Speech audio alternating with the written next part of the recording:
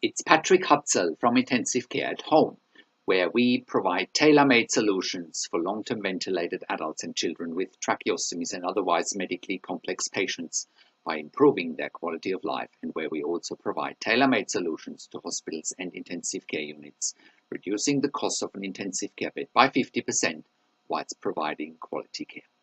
In last week's blog, I shared another case study where we took a toddler home from the pediatric ICU to provide end-of-life care at home.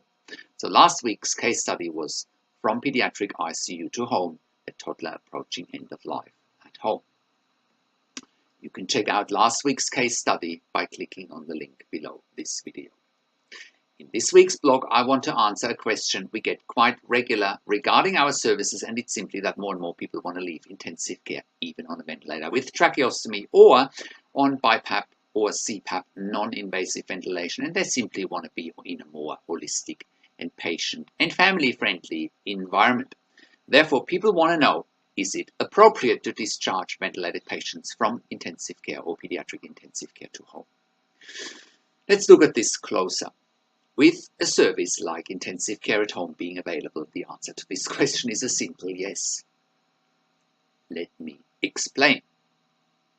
Whenever patients, adults and children, are in intensive care ventilated with a tracheostomy, and whenever they end up long-term ventilated, intensive care at home is the appropriate solution. Patients need to be medically stable, and they need to be off inotropes or vasopressors, and everything else can be managed at home. So, how can an intensive care patient on mechanical ventilation and tracheostomy be managed at home if the previous perception and paradigm has been that the only way they can be safely managed is in ICU or pediatric ICU? Well, it's as simple as sending ICU or pediatric ICU nurses into the home 24 hours a day instead of having ICU and pediatric ICU nurses looking after a patient in ICU or pediatric ICU with all the equipment that is required. Just like in ICU or pediatric ICU, the only difference is that it's done at home. So you may wonder, where's the evidence for that? And I'm glad that you've asked. Let me explain. Intensive care at home services were first, quote-unquote, invented in Germany in the late 1990s.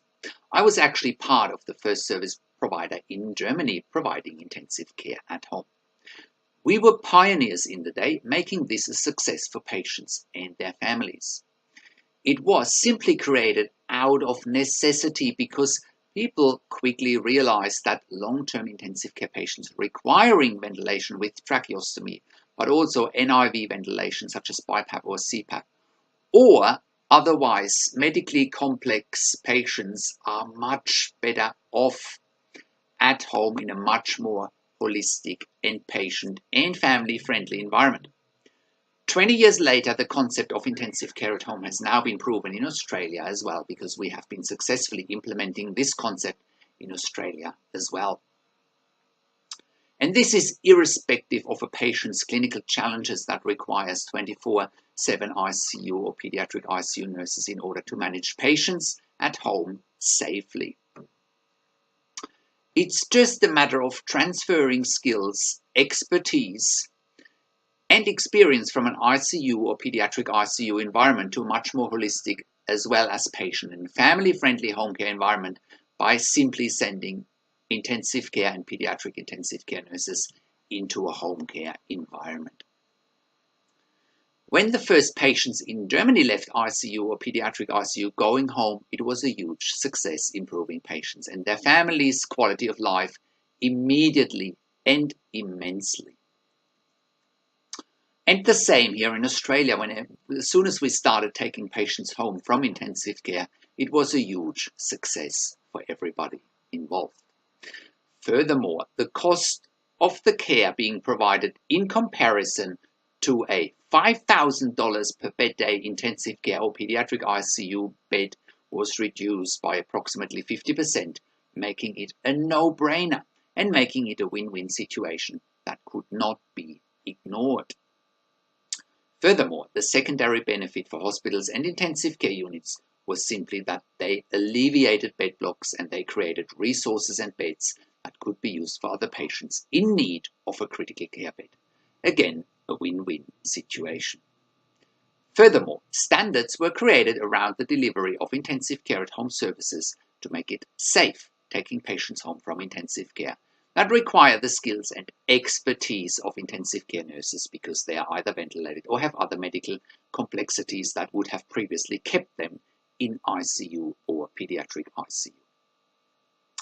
The standards are documented in the mechanical home ventilation guidelines that we published on our website. And they're making it safe to send patients home from intensive care or pediatric intensive care units. The guidelines clearly highlight that sending ventilated and tracheostomized adults and children home from intensive care is safe, as long as the same skills, expertise, and experience is available for patients compared to ICU or pediatric ICU. This skill and expertise can be made available with ICU and pediatric ICU nurses only. So, what are the outcomes? Well, readmission rates to ICU or pediatric ICU are minimized and usually reduced to elective readmissions. Some patients can be weaned off ventilation at home, for example, patients with Guillain-Barré syndrome. Other patients may be able to approach their end of life at home on ventilation with tracheostomy or on BiPAP or CPAP ventilation. Other outcomes are things like families spending quality time at home rather than spending day and night in intensive care or pediatric intensive care. Furthermore, many families, when having a loved one in intensive care long-term ventilated, lose the ability to produce an income. By having a service like intensive care at home and taking their loved one home, families can get back to more quote-unquote normality and also go back to work. Other outcomes, again, are the reduction in costs by 50% compared to the $5,000 to $6,000 per bed day in ICU or pediatric ICU. Furthermore, ICUs and pediatric ICUs have more beds, more staff and other resources available to accommodate more patients in need of critical care or intensive care. Also, some patients are able to go back to work from home or go back to school, university, etc., something they wouldn't be able to do in the confinements of an intensive care unit. In essence, intensive care at home is improving the quality of life on all levels. So what do services look like on a day-by-day basis? Services at intensive care at home now range from managing patients at home on ventilation and tracheostomy to non-invasive ventilated patients on BiPAP, CPAP, as well as end-of-life care and palliative care at home. We also manage otherwise medically complex patients at home that are at high risk of ICU or pediatric ICU readmission, mainly patients with regular seizures because of airway instability during seizures. Other services we provide are home TPN and one-way extubation at home. We also provide services to adults and children that have a tracheostomy only and are not ventilated.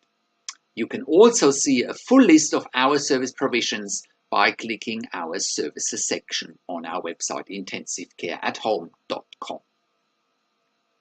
So if you want to find out how we can help you to get your loved one out of intensive care, including palliative care or long-term acute care, also out of a nursing home, or if you find that you have insufficient support for your loved one at home on a ventilator, if you want to know how to get funding for our service, or if you have any questions, please send me an email to Patrick, P-A-T-R-I-K, @intensivecareathome.com, or call me on one of the numbers on the top of our website, intensivecareathome.com. Also, have a look at our career section. We are currently hiring intensive care and pediatric intensive care nurses for clients in the Melbourne metropolitan area, in the northern suburbs, Mornington Peninsula, and in the South Gippsland area in Victoria. We are an NDIS, TAC, and DVA approved community service provider.